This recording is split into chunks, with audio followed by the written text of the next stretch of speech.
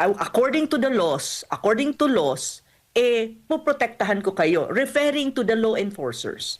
So that is one thing. So masyadong cherry picking ang nangyari sa pagpipresent ng mga video. Pangatlo is ginawa nilang political theater din ng prosecution ang court.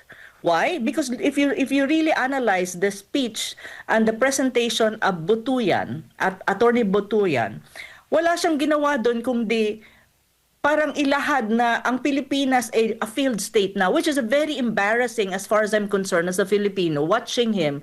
I was watching him delivering his speech. Kasi ang Pilipinas, yes, we have our own problems internally. May adversarial ang politics natin, but we are not a failed state. So kung makikita mo, yung nangyari nung second day, parang political theater siya. It was converted into political theater. I would like to talk about the ICC hearings of PRRD kasi personally hindi ko siya mapanood, nasasaktan ako masyado, sobrang masakit. The pain is really searing for a lot of reasons. Syempre yung I cannot stand the lies that are being heaped on PRRD, the operations of Marcos and the CPP and the ICC alliance, silang lahat na nandyan. And number two, I cannot stand.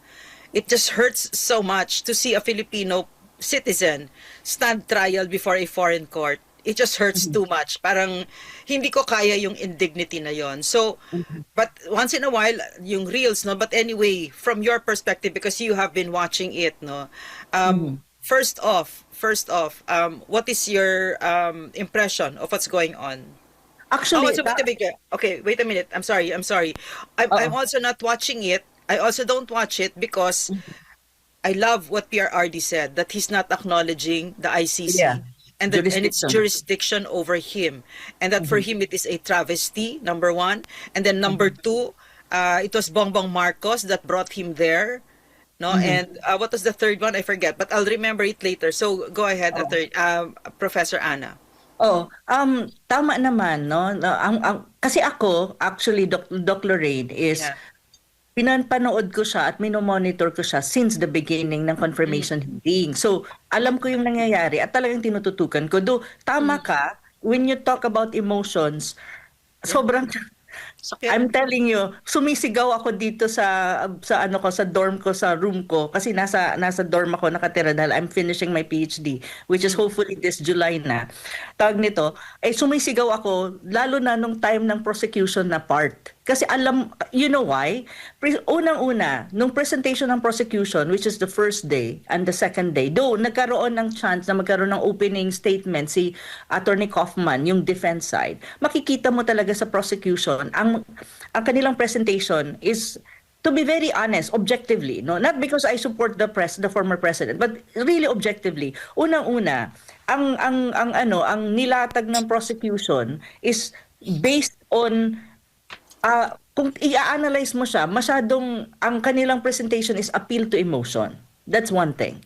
Kasi karamihan ng kanilang sinasabi is storytelling. Storytelling ng quote-unquote mga paglalahad ng kanilang mga tinatawag mong witnesses. Na very obvious naman if you have a basic knowledge of philosophy 101, which is logic, makikita mo kung anong klaseng fallacy siya. Kasi one of the fallacies is actually appeal to emotion. That's one thing. Second, yung presentation nila is more on the speeches of the former president. Na hindi pa buo yung paglalahad. Yeah. Parang cherry picking. Yung part lang na may sinabi siya na, how do you call that, na papatayin ko kayo. Pero hindi nila nilalagay yung konteksto ng buong speech. Na sa una at sa huli, sinasabi niya na, as long as you do your job, according to laws, puprotektahan ko kayo, referring to the law enforcers.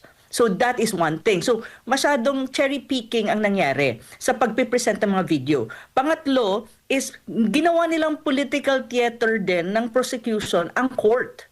Why? Because if you really analyze the speech and the presentation of Butuyan, at Attorney Butuyan, wala siyang ginawa doon kundi parang ilahad na ang Pilipinas ay a failed state now, which is very embarrassing as far as I'm concerned as a Filipino watching him.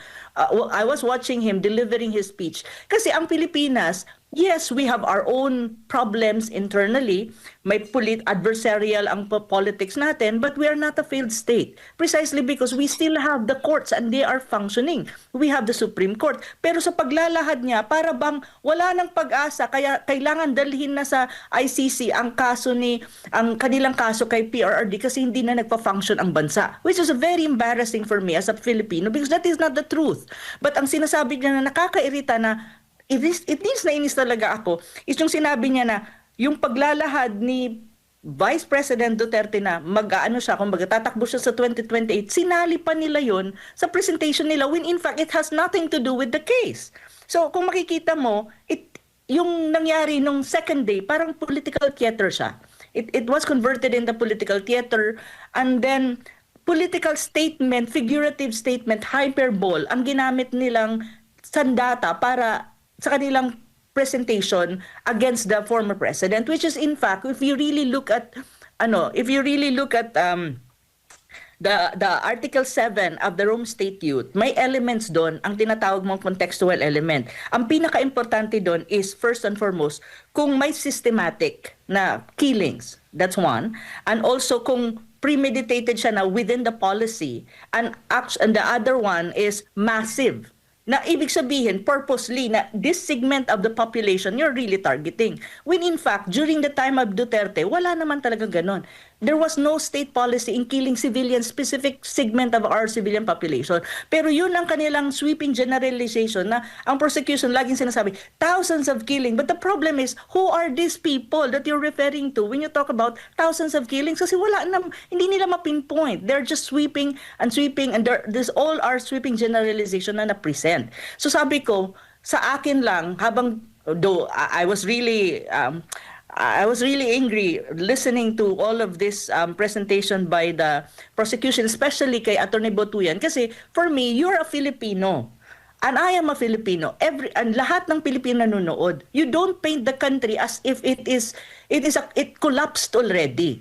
No, kasi yeah, we have our problems, but I don't believe that our country is already like Sudan, North Sudan na wala na talaga, lawless, wala na. There's no such thing as order. Hindi pa naman tayo umaabot marami tayong problema, alam natin 'yan, ikaw at ako, pero hindi pa tayo umaabot doon. At hopefully hindi naman tayo umabot doon, no? So yun. On the other hand, napanood ko naman ang defense ni Attorney Kaufman kahapon. Sinubaybayan ko siya. One thing lang doon na medyo na-off kasi bakit ganon? Ang daming reduction.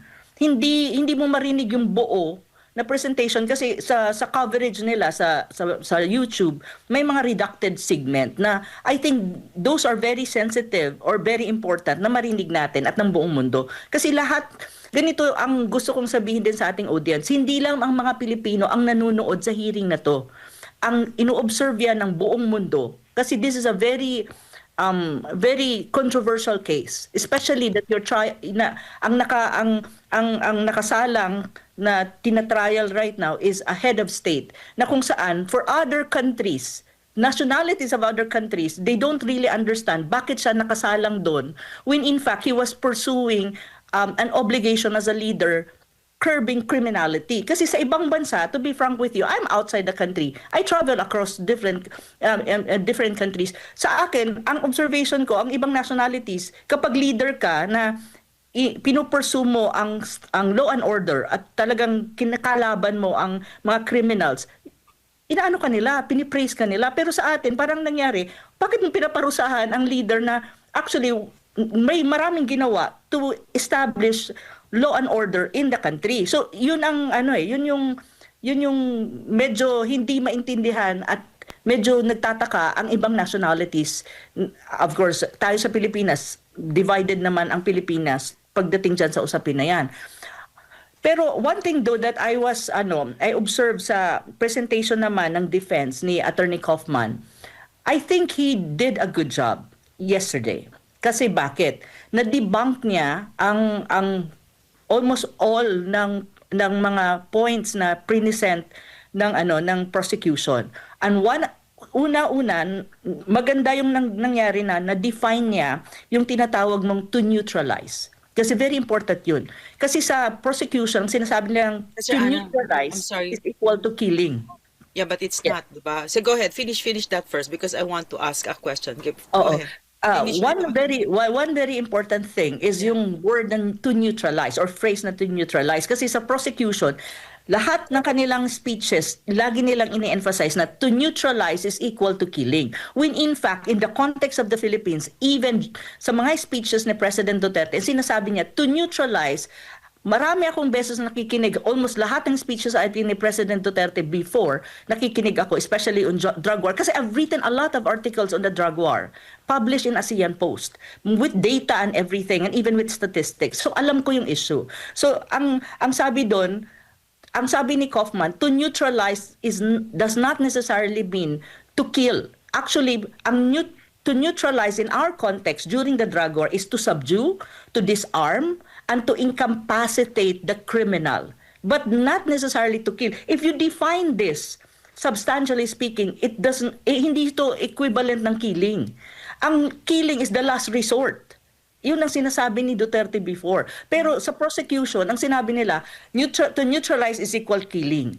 Which is actually, yung point na yon is already, kumbaga,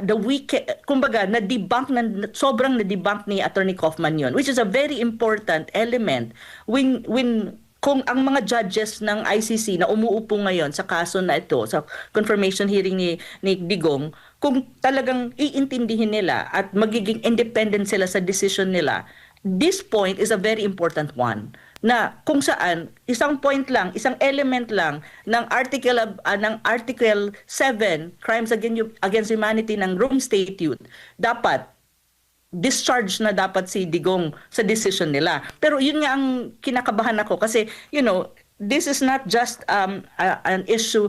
Itong nangyayari kay Digong is not just about justice. It's not even about international criminal law alone. There's politics behind